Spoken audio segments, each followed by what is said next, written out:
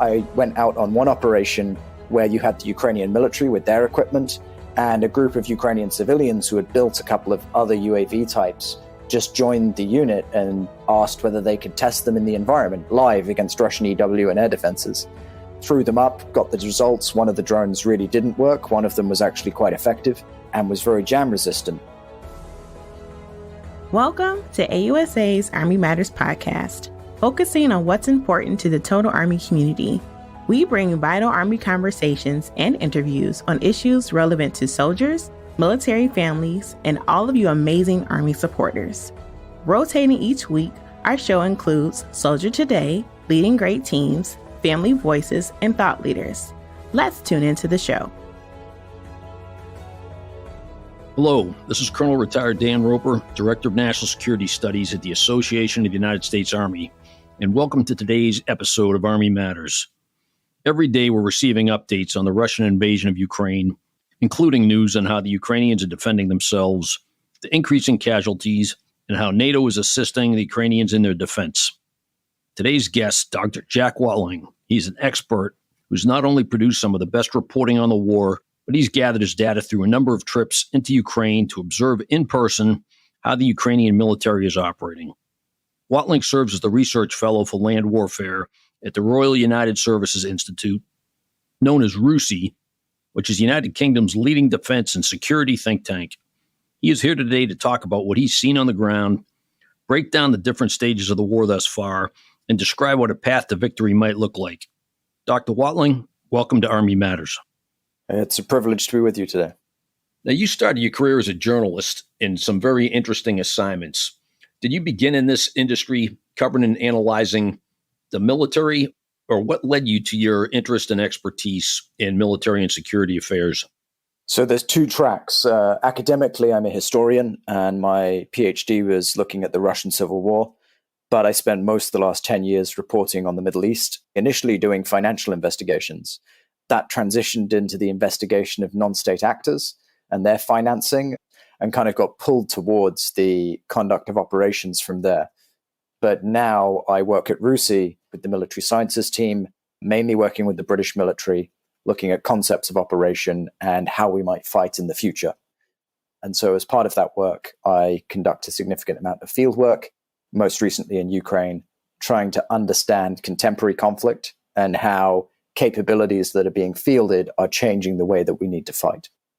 Well, your well-traveled and diverse perspective certainly comes through in your reporting and analysis. For example, the paper you co-wrote with your colleague Nick Reynolds published just last month about paving the road to victory for Ukraine is probably the best and most comprehensive piece I've read on this conflict.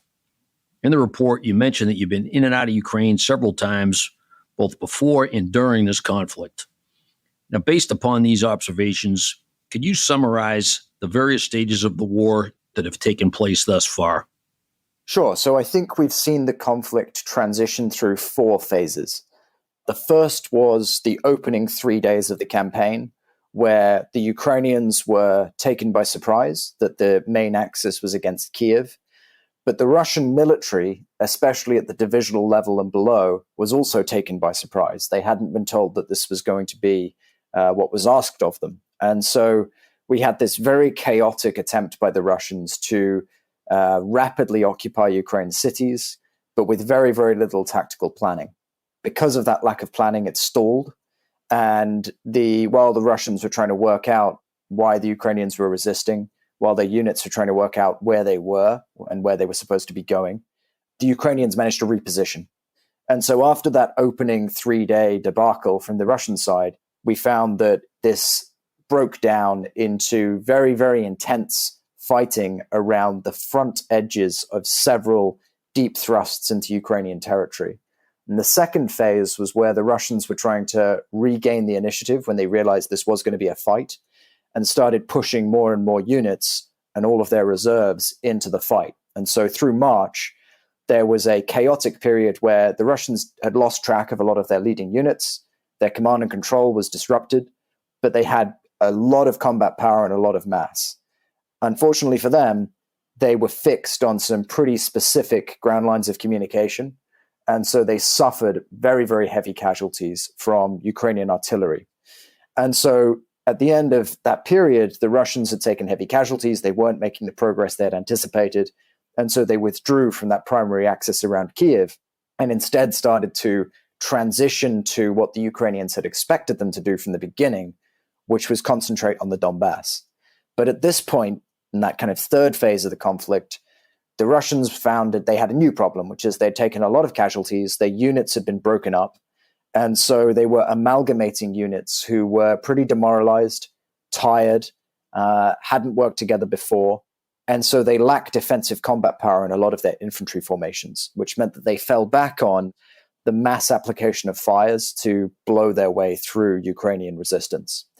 And for a while, in May and June, that posed a massive problem for the Ukrainians because the Russians had fire's dominance and because the battlefield geometry meant that the Ukrainians were fixed into either sitting on an objective and being shelled relentlessly until everything was destroyed, or withdrawing and ceding the territory, which meant that the Ukrainians started to take very heavy casualties.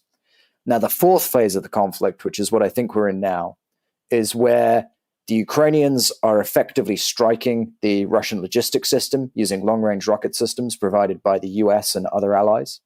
And therefore, the Russians' fire dominance is kind of suppressed. The Ukrainians are also putting pressure along the whole front and thereby stretching out Russia's reserves and their resources, draining away Russia's offensive combat power. And so the Russians' ability to take more ground has largely stalled. At the same time, however, the Ukrainians have had a small number of really competent formations who've been on the front line the whole way through. They're pretty tired. And so what the Ukrainians are trying to do now is bring forward additional units, train up some of their new brigades so that they can start taking the initiative and going on the offensive. The question is, when do they feel that they've reached that sufficient point of training and mass to be able to put in a counteroffensive? Because at the moment, the Russians are also replenishing their units. But for now, we're in this kind of slower tempo, broad engagement. And the question is, who's going to build up in time quickly enough to strike first and seize the initiative for that next period of fighting, which will probably intensify at some point in the coming months? I have to say, that's a pretty concise yet detailed breakdown of the war. It strikes me that there clearly are going to be implications for not only the Russians and Ukrainians, but the U.S., its NATO allies and partners as well. As you mentioned, nothing's gone precisely as planned for either side. But what surprised you the most? So I think the first thing is Russia's incompetence at the tactical level has surprised me. And that's largely because prior to this war, we observed the Russians conduct some pretty competent, increasingly integrated operations in Syria, in the Donbass in previous years. And we also saw a lot of exercises where they were effectively conducting digital fires, for example, digital fire control, to manage layered and complex engagements. So we knew they had the capability. And one of the things I've been doing is sort of battlefield exploitation work, looking at the Russian systems that have been captured. A lot of the Russian systems work.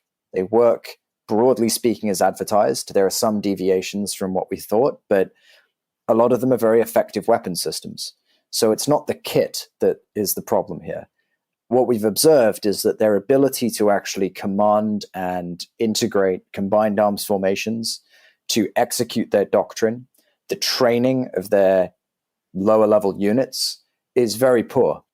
And they have a critical shortage of specialists. You know, a lot of vehicles that you see destroyed have brand new encrypted radio sets in them that have been not taken out of their boxes because the operators don't know how to use the encryption keys and set up the radios.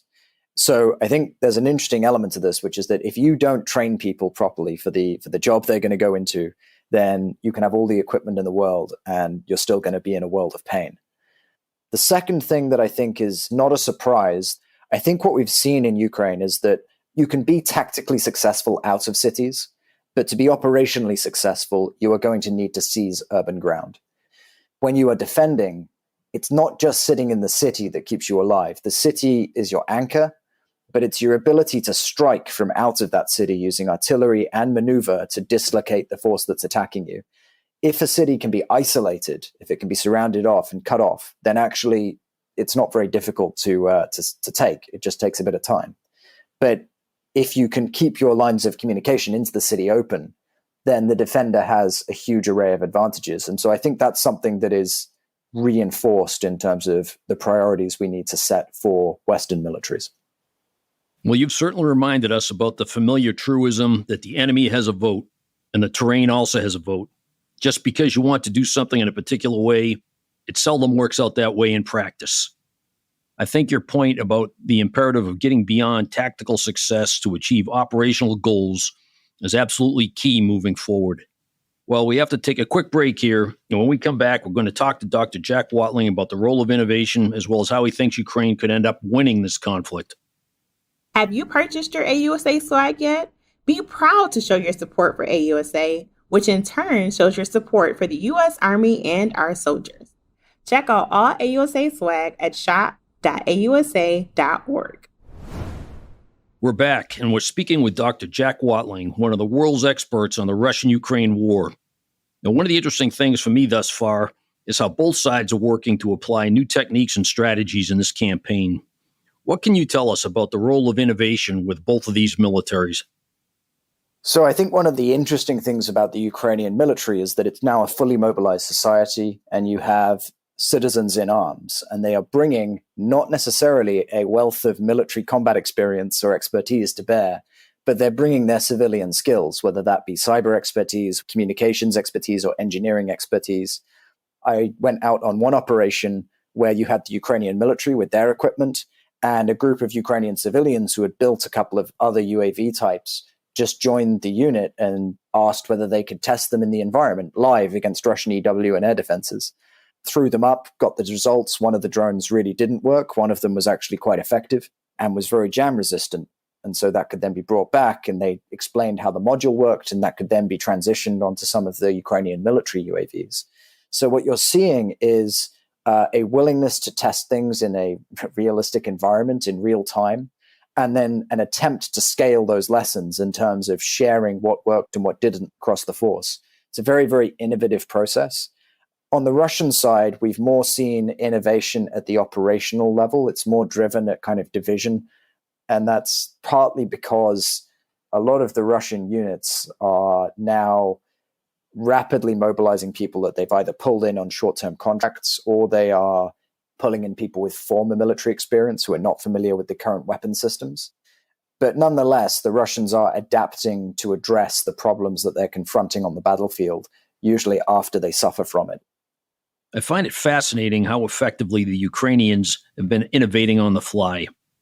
You recently published a piece in The Economist on how the Ukrainian military can defang the Russian army and retake some of its lost territory. Could you outline for us some of the steps you think the Ukrainians ought to consider in order to do so? Sure. So there are some pretty basic steps. The first one is, without their artillery, the Russian army is unable to generate offensive momentum at the moment. And their artillery is almost exclusively using unguided munitions for those battlefield roles, which means that they have huge stockpiles behind them. Striking those logistical targets, whether that be railways or the ammunition depots, and it's worth noting we published this analysis at the beginning of July, and we've now seen the effectiveness of that on diminishing Russia's ability to concentrate fires. The second component is you want to destroy the guns, because destroying ammunition is one thing, but if you run out of HIMARS munitions, GIMLRs, then you're going to remove that suppression. The way that the Ukrainians are finding targets tends to be UAVs. The challenge is Russian EW is downing a lot of UAVs. And so if we can provide the Ukrainians with loitering munitions that are able to target the emissions from those EW systems, then there is an opportunity to remove the barriers to accurate positioning. Once you get to that position, we then transition to how do the Ukrainians themselves go on the offensive, because if they're going to retake terrain, then they're going to need to conduct offensive maneuver. And there, I think it's important that they don't go early.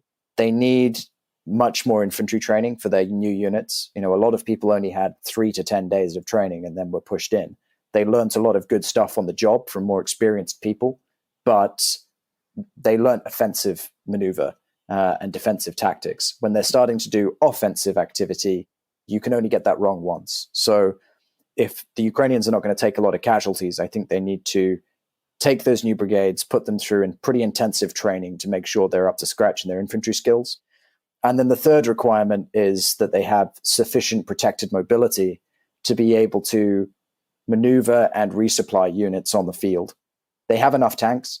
They're pretty comfortable with their tank fleet, and they know how to operate it. But when it comes to protected mobility, they keep running into this problem where they take a position or they're defending a position. The Russians get artillery to cover the road leading up to it.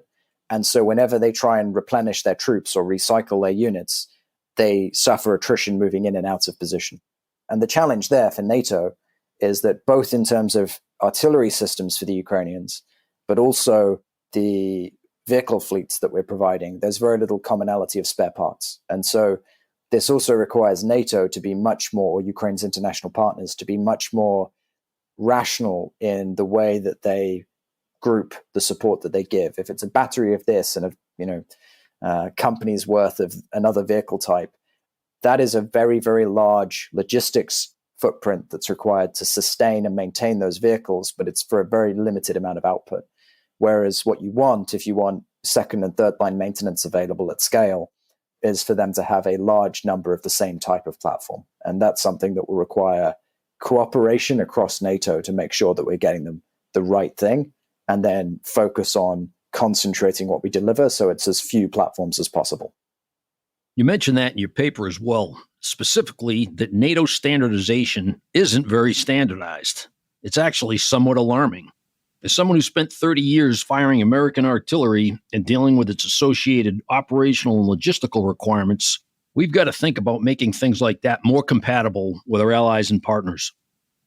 I might just make a quick point on that, which is that we're at this inflection point in NATO at the moment where we're going towards more and more automated systems, remote turrets on our weapon systems. What the Ukrainians are finding is that even if an artillery shell fits in a couple of different kinds of howitzer at the same caliber, the charge system that interacts with the autoloader is almost always different. And so as we all start buying and integrating our remote weapon systems and so forth and autonomous vehicles, it's really important that we standardize around how the charge systems work, how those loading mechanisms work as soon as possible.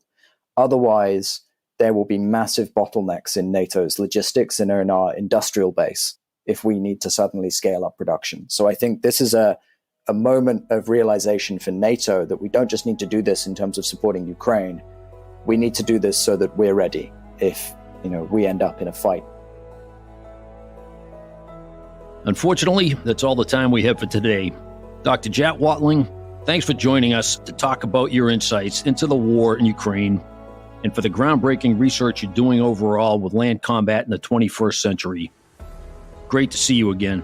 Thank you very much, Dan. It's always a pleasure to speak with you and your colleagues at AUSA, and I look forward to working with you again in the future. To all our listeners, thanks for joining us. Be sure to subscribe to the Army Matters podcast on iTunes and everywhere podcasts are found. The Army Matters podcast series is brought to you by the Association of the United States Army, the U.S. Army's professional association, member-supported, Army-connected. Visit us at ausa.org for more information or to become a member.